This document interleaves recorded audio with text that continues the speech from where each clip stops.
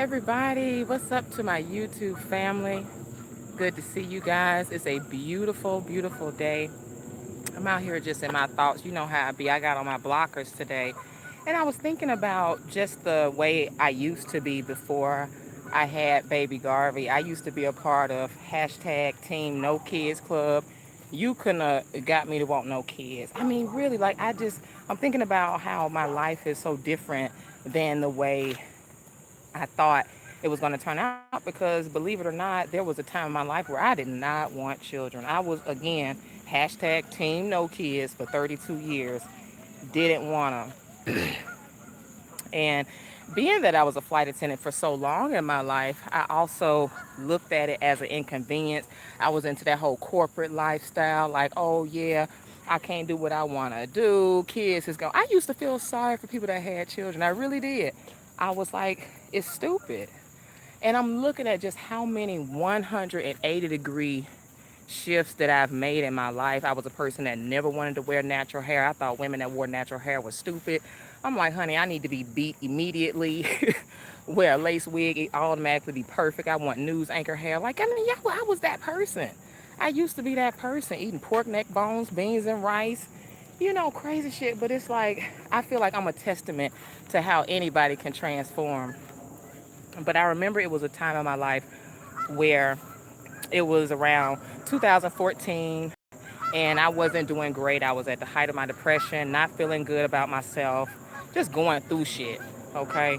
And I met this guy online because I was meeting a lot of single men online, and thank God I crossed paths with a lot of cool, conscious black brothers.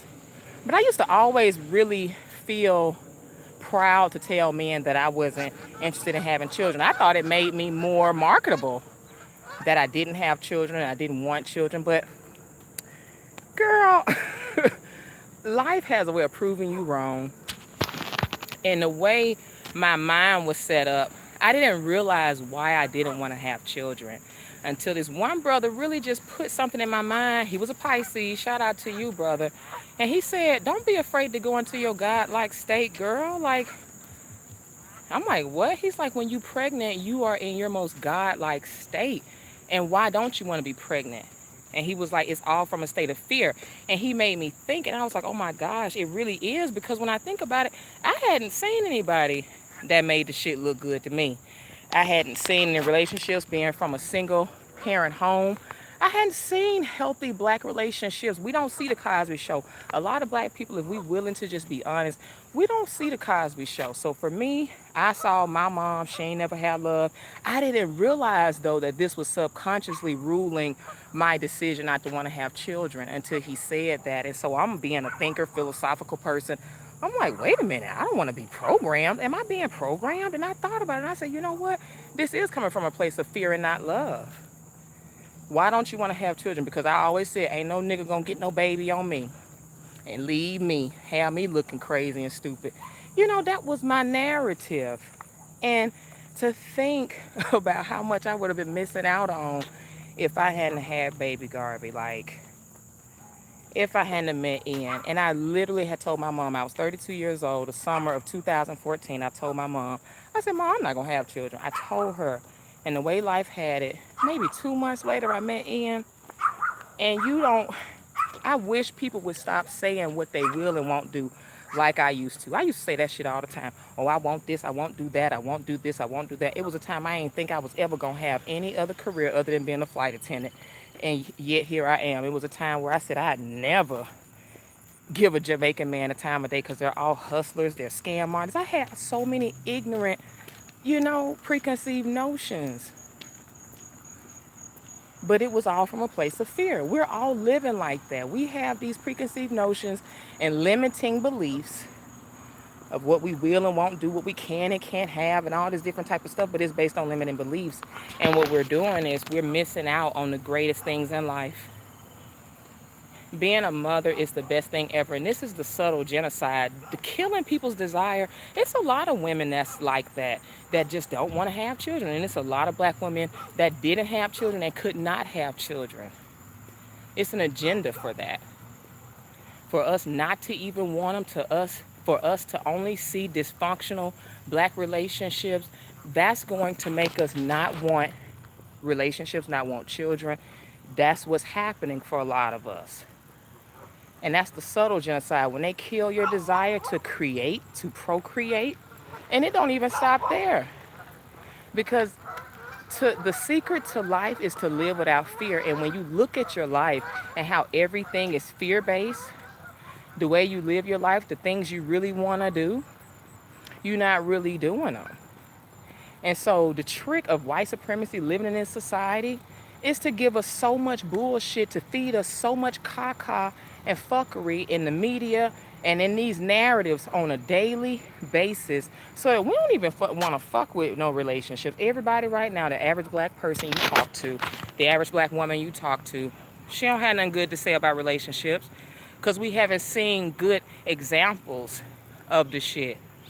So killing your desire, killing the mindset and the idea that healthy black love exists, that's the genocide.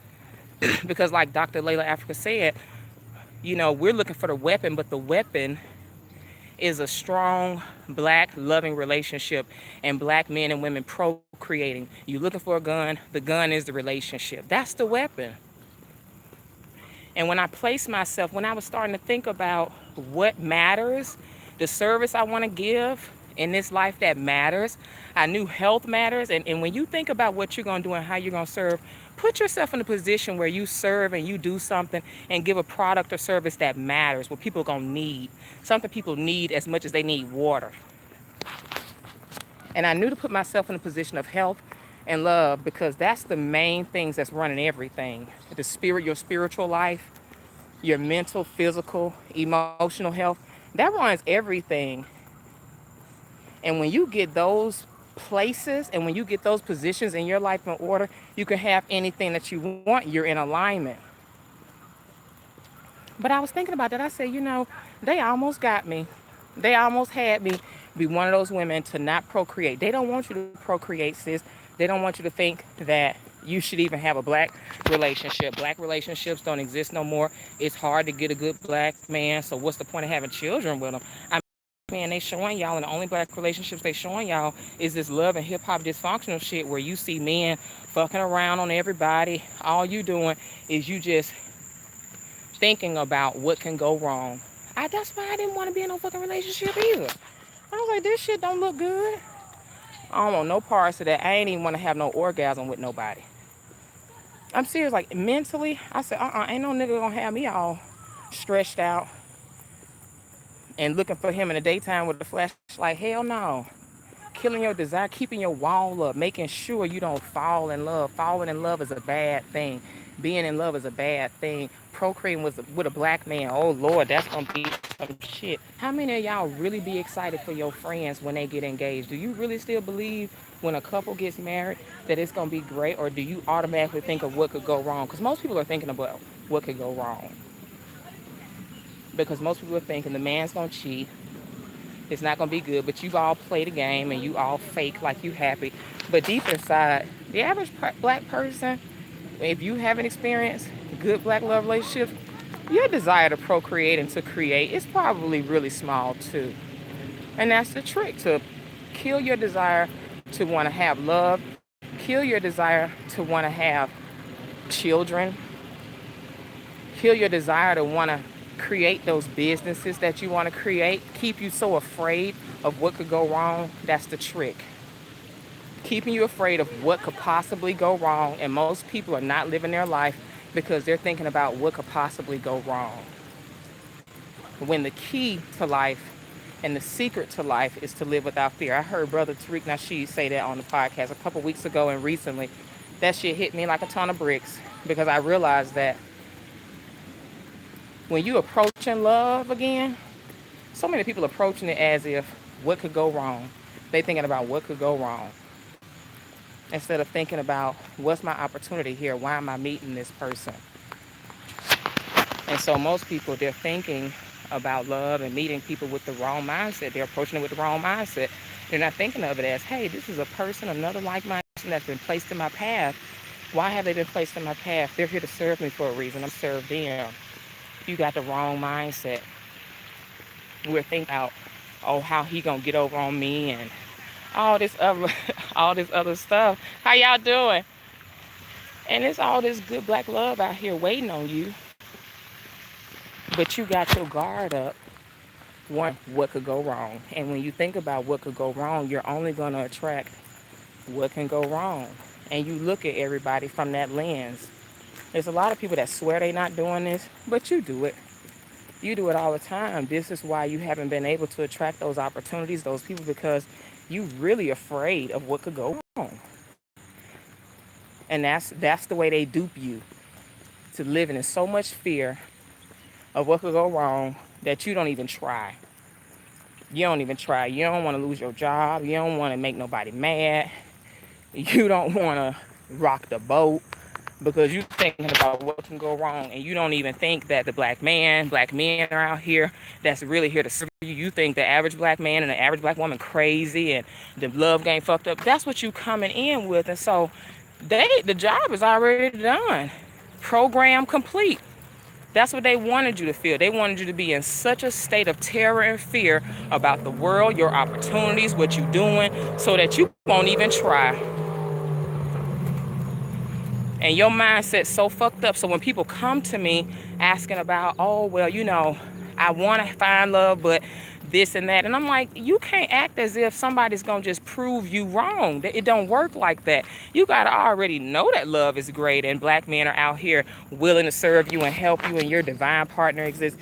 This is something that you have to know. If you don't know that, you have to admit that you probably are one of the ones that's been duped. It's the subtle genocide. They've killed your desire to want to have love. I hear so many excuses. Well, I got to work on myself and da-da-da-da. Girl, listen, you'll never be perfect. And the best time to attract the person for you is when you are in the process of building and getting yourself together. People have this crazy idea that they got to be perfect before they meet the one that they supposed to be with. You're a work in progress. So this whole, I'm going to just keep my wall up. No, that's just a nice little excuse and coping mechanism and defense mechanism and excuse that you give yourself to delay the process, because most of you don't know what you're doing. You don't know how to attract high quality men and women. Lord, I be seeing so many black nerds can give a senior dissertation on why women and men are not this and that, and it's like, child, you just don't have no game. You don't have a mouthpiece. You don't have the energy to attract quality people. You haven't learned that social intelligence. But instead, what people are doing is just theorizing, theoretically figuring out why it hasn't worked and coming up with all of these damn defense mechanisms and shit. And all that's happened is that the programming has worked on you to a degree. It's not that it can't be reversed, but the programming has worked on you. It's killed your desire. It's that subtle genocide that they play in with black people to make black love relationships seem so like unusual and crazy and hard to get that you just kill your desire. You like, shit, who would want a black relationship right now? If you haven't already been bred to think about the good and how things can happen for you, you pretty much fucked if you're not a natural, optimistic person, the glass is half full person. I'm a Sag, and the type of person I am in my experience, because this ain't true for all Sages, honey, I was like, I don't care if it's nothing but 5 good men left in the world. I'm going to get one of them and maybe 2. With the attitude y'all approaching with, you know that the bait you using is not good. You're insecure. You're fearful. So your desire to create, you don't have a fun outlook on wanting to even meet people. You don't. You think everybody's playing games, right? You think online dating is a scam, and you think you're just living behind your bubble, scared. Then just theoreticize why it ain't happened for them. And I'm here to tell you that your fucking ass is wrong. You just don't know what you're doing. And you need to learn how to get some game. Game is not something manipulative. Game is knowing how to navigate through life and having social intelligence. Silly. Game, I don't believe in the word game. There's people so silly. I've been seeing people that's so quote unquote smart but have very little social intelligence.